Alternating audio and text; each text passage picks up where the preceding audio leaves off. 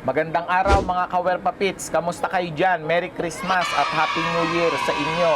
So meron tayo ngayon ditong gagawing isang amplifier na Concert 502. So ito yung iaano natin ngayon. Ito troubleshoot, no? Pero bago yan, isa shoutout ko muna ang ating mga ka-Werpa Pits na sina Cesar Benipayo, Cinder Joshua de la Cruz, June Acaba, Dan Carlos San Agustin, Manny Lagustan, kamusta kayo dyan? Joben Yu, at si Rosalyn Pineda, kamusta mga ka-Werpa Pits? At sa mga bago pa lang sa channel ko, huwag kalimutang mag-like, share sa ating Facebook and subscribe sa ating YouTube channel. So, yung mga iba namang may tanong, huwag kalimutan na pumunta sa ating Werpa Pits community. Okay mga ka-Werpa Pits, etong amplifier na to na pagawa sa atin ni ka-Werpa Pits na si Cesar Benipayo. So ang problema nito, yung kabilang channel garalgal, yung kabila ay hindi. So yun yung hahanapin natin kung step by step kung paano nating gagawin or i-guide ko kayo paano ito troubleshoot. So sundan nyo ako mga ka-Werpa Pits. Okay mga ka-Werpa Pits, ayan, nilagyan na natin ng input yung ating amplifier, and then yung para natin matesting ang bawat channel kada isa, so nilagay natin yung speaker natin sa right channel. So pakinggan muna natin.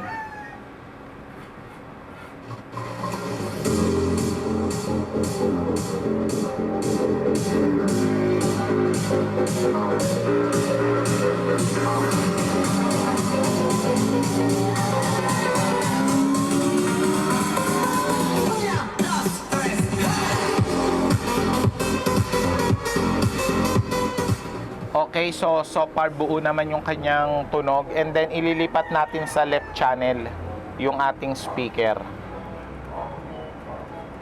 Ayan, matapos nating ilipat, volume natin.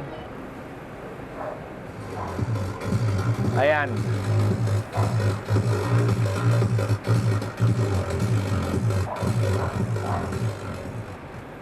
Okay, so garalgal talaga yung ating left channel. Okay, so dito no, i-identify natin since ito ay 2 channel. So 1 channel, 1 channel. So sino dito sa kanila yung sira o buo, or sino yung left channel? So kung walang naka-print, so pwede nating i-manual natin yan na na checking. So pwede natin idikit dito sa resistor na to sa 5 watts. So para ma-identify natin kung sino sa kanila yung sira.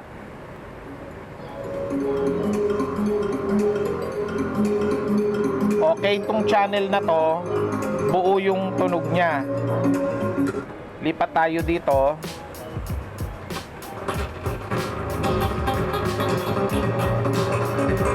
Okay, so itong channel naman na to, garalgal yung tunog, no? Okay, so meron na tayong idea. Sa madaling salita, hindi na natin papakialaman itong portion na to, no? Dahil buo siya. So ang papakialaman natin is yung portion ng amplifier na to. Yung driver naman niya, kung titingnan natin dito, so yung side na to, ito yung driver ng garalgal, at yung side naman na to, yung driver ng buo tunog. Ayan, may sapot pa. So ibig sabihin, di pa talaga natin nagagalaw yan. So ito yung buo, kaya hindi na natin papakialaman yan. So dito tayo magko-concentrate. Okay, so pero bago yan, no, dapat natin alamin kung sino ba talaga ang defective, yung mismong power amplifier or yung preamp na nagda-drive sa amplifier. So ang isang paraan natin dyan mga ka-Werpa Pits, babaliktarin natin yung signal. I-off muna natin. Okay, ito yung signal kung makikita nyo. Ayan, so maaaring preamp ang problema, sira yung isang channel niya, so kaya babaliktarin natin. Pag lumipat yung sira, ibig sabihin preamp. Pero pag hindi lumipat yung sira, yung amplifier mismo.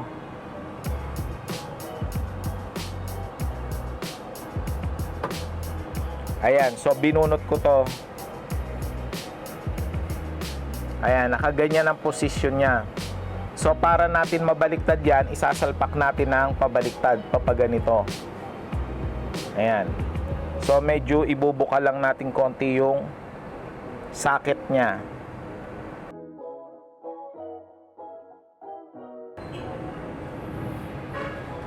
Okay, so nabaliktad na natin, testingin natin uli.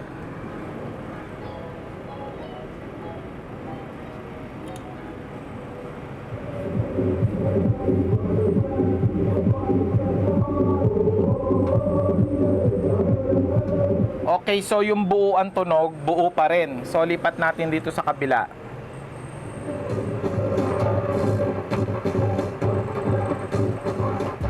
So yung garalgal, garalgal pa din. So ibig sabihin, yung preamp natin ay buo. Ang sira mismo is yung power amplifier natin. Ito mismo. So wala nang duda yan, hindi na tayo gagalaw sa preamp natin, hindi na rin tayo gagalaw sa input natin. So dito tayo sa main amplifier mag-troubleshoot. Okay, so sundan nyo lang ako ka-wear papits at pwede na natin kalasin to, or for the meantime magsukat tayo ng voltahe kung meron napasok. Okay, yung mga ganong klaseng tunog na garalgal, no, posible yan minsan na walang supply yung kabilang power transistor nya, walang supply. So isang possibility lang yon, kaya susukatin natin.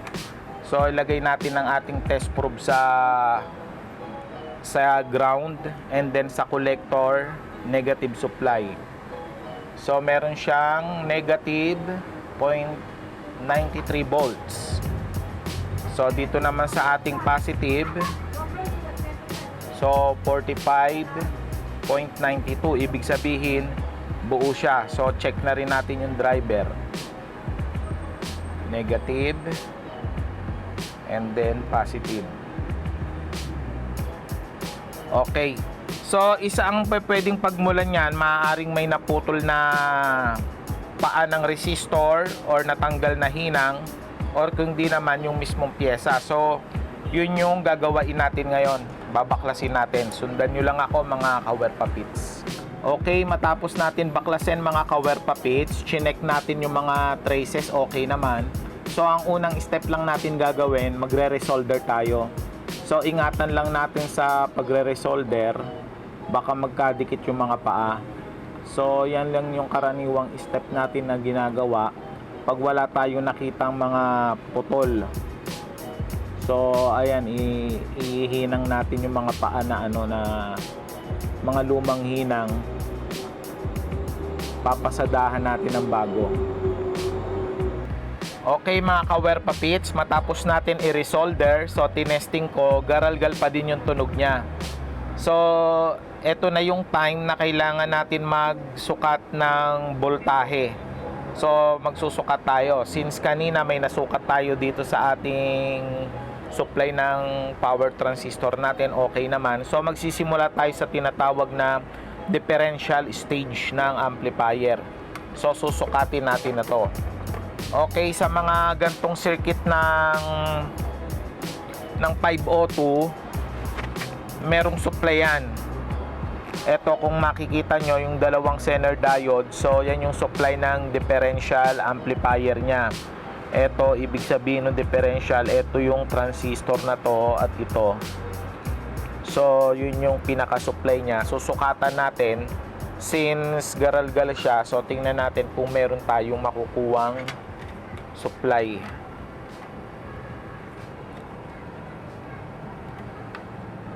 Okay, so power on. Yung isa natin naka-ground.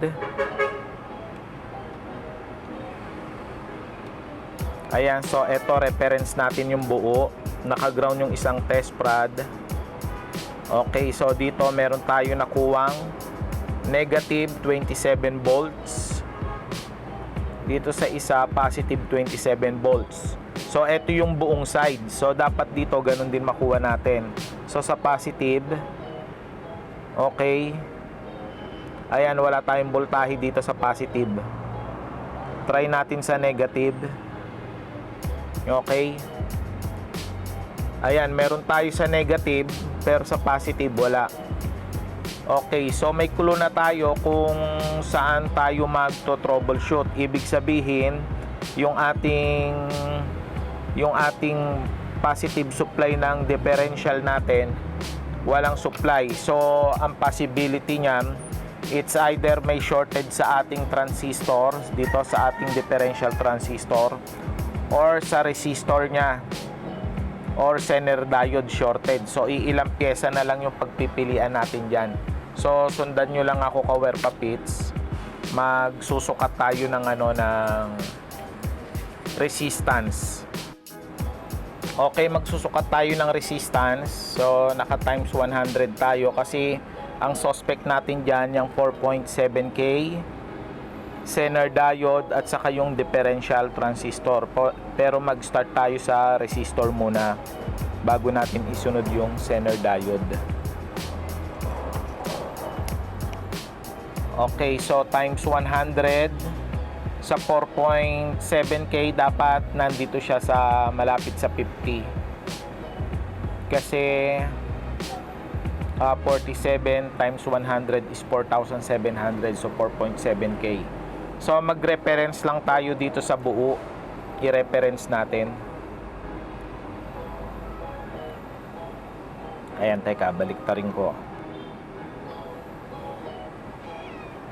Ayan, so yun siya, nasa 46, 47. Okay, 46, 47. Yun yung buo. Dito tayo sa amplifier natin na may sira. Okay, yung isa okay. Etong sumunod.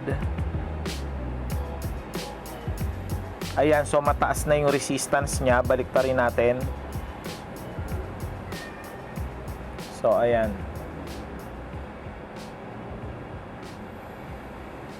Ibig sabihin, open na tong resistor na to kasi mataas na yung resistance na nababasa kumpara sa kanyang value. So, ang gagawin natin dito, bubunutin natin to, actual nating bubunutin para ma-sure natin 100% kung siya nga yung sira. O, i-check natin yung Zener diode natin, forward saka reverse. Okay, so mahalaga rito walang shorted. Okay, buo.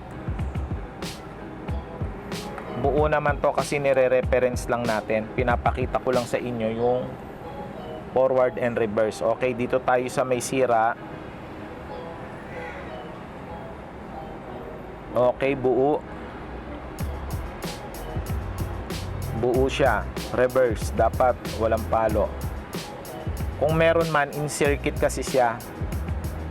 Pero at least hindi siya shorted. So, tansya ko buo yung Zener diode natin.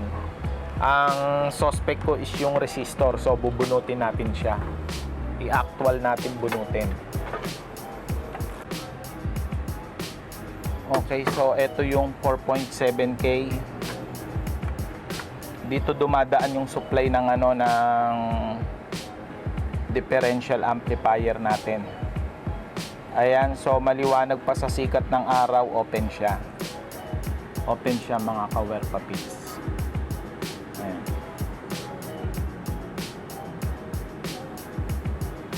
So yun yung dahilan kaya walang supply yung differential amplifier natin, kaya one side lang yung gumagana, half cycle, kaya garalgal. So papalitan lang natin to.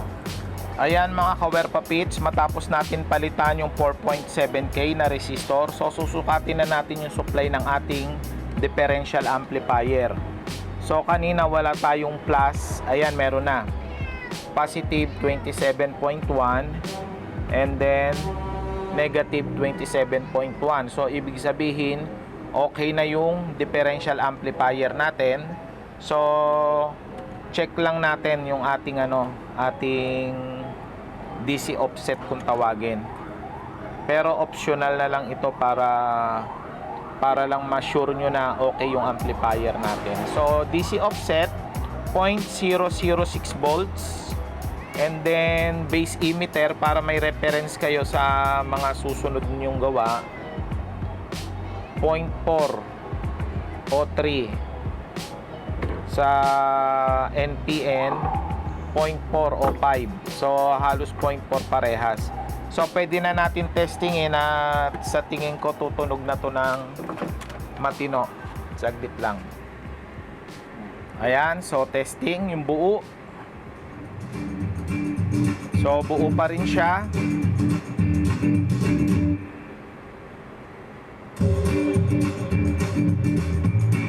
Ayan, so yung buo pa rin siya. Ba't natin tinetesting? Baka kasi kare-repair natin, nasira natin. So ganun lang kasimple yun. Kaya titesting nyo rin.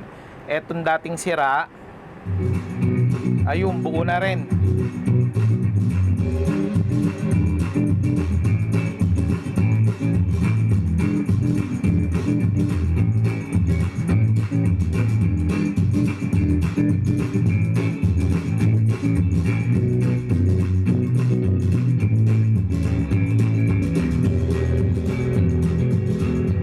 Ayan, so okay na siya. Na pinpoint natin yung mismong trouble ng amplifier na to. At pwede na natin to ibalik kay Sir Cesar Benipayo. Sir, salamat sa tiwala. Sana ma-enjoy mo ngayong New Year tong amplifier mo na to. At sa mga ka-Werpapits natin dyan, huwag kalimutang mag-subscribe sa ating YouTube channel. Salamat.